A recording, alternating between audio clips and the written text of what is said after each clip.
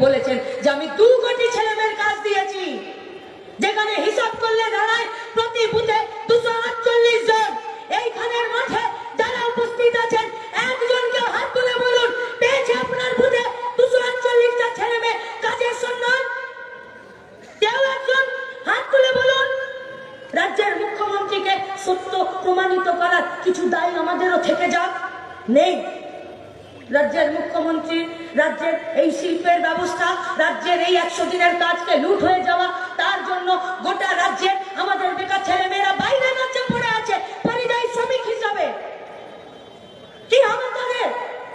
এই গোটা বাংলা বাঁচাও যাত্রায় আমরা পরিযায়ী শ্রমিকের সহায়তা কেন্দ্র করেছি। আমরা বলেছি পরিযায়ী শ্রমিকদেরকে আমরা 3 খানা কার্ড দেবো। এই রাজ্যে 26-এর নির্বাচনের পরই যে রাজ্যে কাজ সেই রাজ্যে স্বাস্থ্য, যে রাজ্যে কাজ সেই রাজ্যেই রেশন, আর সমস্ত পরিযায়ী শ্রমিককে আমরা শ্রমিক হিসাবে রেকগনাইজ করবো।